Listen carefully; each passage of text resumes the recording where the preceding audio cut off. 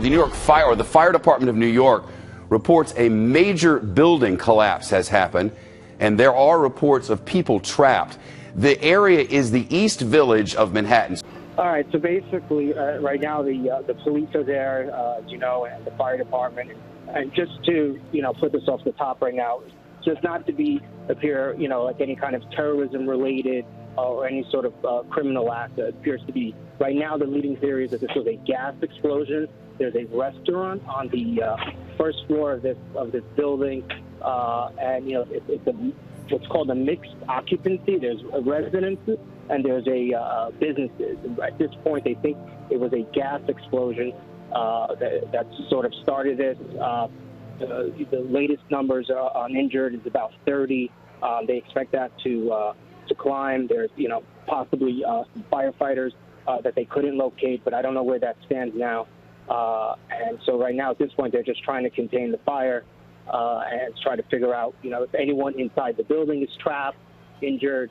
As the pictures have shown, it's a pretty fierce fire, so it's very hard for them to get inside and figure out exactly, who's inside and who may be missing and who may be hurt.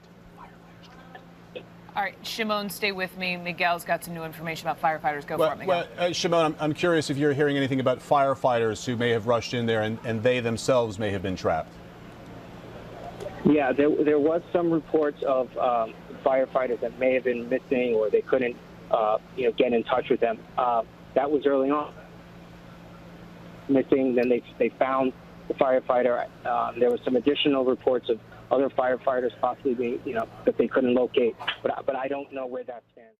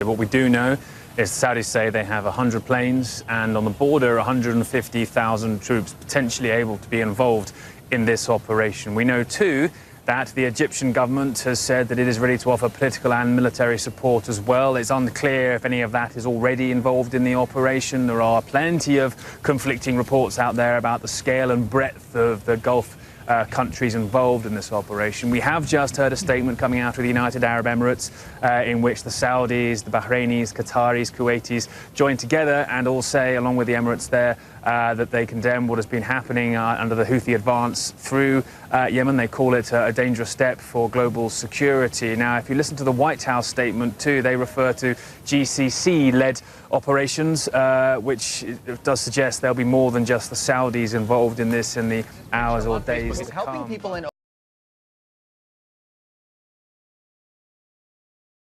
Oklahoma keep the faith after several tornadoes swept through the state, killing at least one person and injuring dozens more. Chase Rhodes, who took this picture, wrote simply, God is with us. Sadly, severe weather demolished parts of Moore, Oklahoma again. The city sent a warning tweet last night. Do not enter the tornado-damaged area. Moore police and fire have not requested mutual aid. A call for volunteers will be made when needed.